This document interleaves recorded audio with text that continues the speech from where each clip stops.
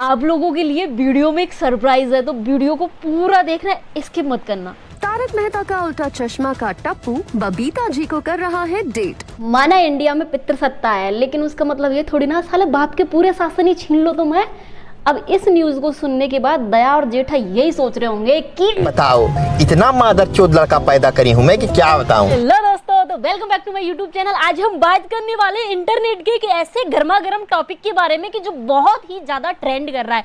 मतलब उसके इतने सारे मीम बनाए गए हैं कि जहां भी आप जिस भी सोशल मीडिया के प्लेटफॉर्म पे जाओगे सब जगह उसी के मीम दिखाई देंगे। टप्पू वर्सेस बबीता, टप्पू बबीता जेठालाल धमधा ना। लेकिन हमें सिर्फ सपोज करना है कि अगर ऐसा होता तो क्या सीन बनता।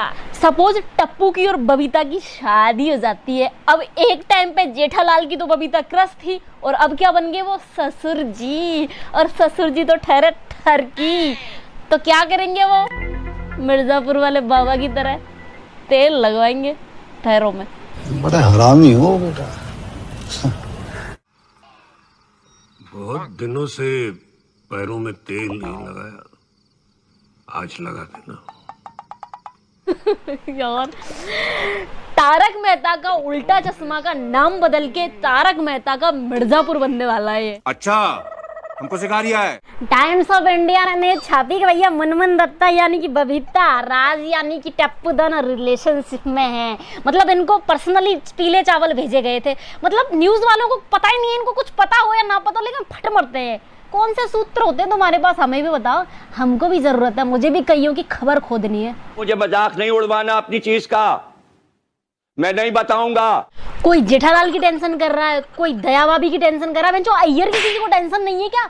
उसके पर्सनल सेविंग अकाउंट पे 2-2 FD, वो भी बिना ब्याज के। बाहर कहीं जाता हूँ तो ज़्यादातर लोग यही कहते हैं बबीता जी कैसी हैं, कोई ये नहीं कहता अय्यर भाई आप कैसे हैं। देखो भैया, अय्यर भैया जमाना बहुत खराब है। गरीब की लुगाई सबकी भाभी और अमीर की लुगाई सबकी दादी होती है। इससे हमें ये शिक्षा मिलती है कि गाड़ी और लुगाई भैया औकात के हिसाब से रखें, क्योंकि दुनिया मादरचोद थी, मादरचोद है, मादरचोद रहेगी। और टाइम्स ऑफ इंडिया वालों, शर्म नहीं आई तुमको? बबीता टप्पू चल गया रहा है बेचारा, वो पोपट लाल था, उसकी न्यूज छाप देते।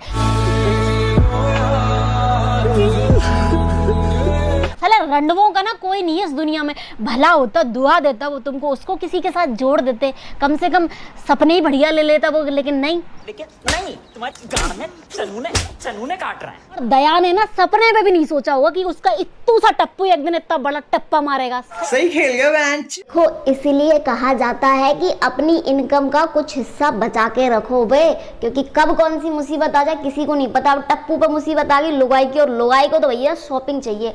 तुम लोग भी कहीं ना कहीं से ऑनलाइन शॉपिंग को ब्याह के ले आया, लेकिन वो जेठालाल की फैमिली ना होके सूर्य बंसम वाले ठाकुर की फैमिली है, तो क्या मजा आएगा कसम से। देखो बाबूजी, मेरा सुहाग उजाड़ कर क्या आप मेरी विधवा होने का कारण बनेंगे? तुम्हारे हिस्से की जमीन और जायदाद उड़ाओ से निकाल दो यहाँ से। हमारे खून का सबसे बदनाम खतरा हो। अब इस तरीके के टॉपिकों को देखने के बाद हमारे युवाओं का क्या काम है? क्योंकि गवर्नमेंट तो जॉब निकाल नहीं रही है, बेरोजगार नल्ले पड़े, तो उनका काम है जब भी कोई गर्मा गर्म टॉपिक आए उस पर मीम बनाए। देख लेना, ऐसे ही चलता रहा ना गवर्नमेंट, अगर बेरोजगारी ऐसे ही चलती रही, वैकेंसी नहीं आई ना, तो ये इंडिया एक दिन मीमर इंडिया बन जाएगा। अच्छा, हमको सिखा रिया है।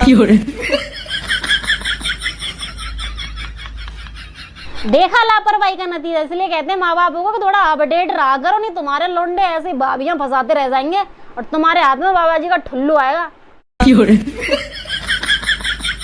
क्रिएटिविटी की भी सीमा होती है बहनचोद, जिसने बनाया ना सारी सीमाएं पार कर गया वो। मैं जब टप्पू बबीता के मीम देख रहा हूँ ना भैया, तो मुझे ये वाला मीम दिखा कसम से। जिस बंदे ने ये मीम बनाया ना, तुझे 21 तोपों की सलामी है गुरु, और सारी तोपों का मुंह तेरी तरफ करके बेंचो तुझे उड़ा दिया जाए, तू हिंदुस्तान के लिए खतरा साबित होगा एक दिन। सही पकड़े हैं बेटा, जिसने भी ये कांड किया है ना, कसम से भटंड रड़ुआ है वो। बेटा जी, आपके रसगुल्ले में जो बात होती है ना, वो बात दया के रसगुल्ले में नहीं होती है। अबे क्या था ये और क्यों था? शर्म नहीं आई ऐसे मीम बनाते हो? मुझे मीमरों को एक बात कहनी है, साले तुम्हारी खुद की जिंदगी के एल लगे पड़े, लेकिन तुम्हें दूसरों की जिंदगी में टांग अड़ानी है। तुम्हारे लिए भगवान ने अलग से नरक तैयार किया है, वहां पे जाके जो तुम्हारा बैकग्राउंड है ना पिछवाड़ा, उस पर मीम गुदवाए जाएंगे। तो याद रखना, जैसी करनी वैसी भरनी। और इस नरक के बारे में मुझे सूत्रों से पता चला है, वही सूत्र जो टाइम्स ऑफ इंडिया वालों के पास थे। चल झूठा भाई साहब, कुछ ज्यादा नहीं हो गया ये? मतलब कुछ भी। इस बकलोली के बाद मुनमुन दत्ता का बयान है कि आप लोग किसी के बारे में कहने से पहले सोचते नहीं हो।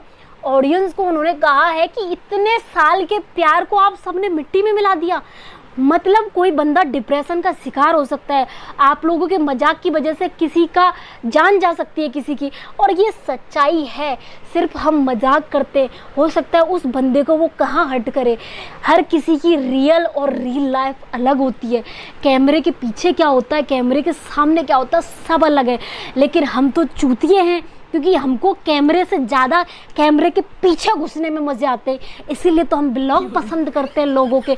आज के टाइम पे ब्लॉग क्यों पसंद किए जाते हैं? क्योंकि हमें लोगों की निजी ज़िंदगी देखनी है। इसीलिए निजी ज़िंदगी ना देखें, अपने काम से काम रखें। ठीक है, आई बात समझ में? तुम्हारी वजह से कोई डिप्रेशन का शिकार हो सकता है, किसी की जान जा सकती है। तुम लोग बोलोगे तूने कौन सा अच्छा काम किया है वे? तो मैंने अच्छा काम नहीं किया, मैंने मजाक किया है, लेकिन इसलिए किया है कि जो लास्ट में मैंने ज्ञान दिया वो तुम सुन लो। और मेरा मजाक उस वे में है कि अगर ऐसा होता तो क्या होता। मैंने डायरेक्टली अटेम्प्ट नहीं किया है कि बहनचोद ये हो गया, वो हो गया, अब ये होगा। ऐसा होता तो क्या होता। धन्यवाद, वंदे मातरम। बाकी गलती सलती हो तो माफ़ कर देना, बच्चा हूँ मैं बड़ा वाला।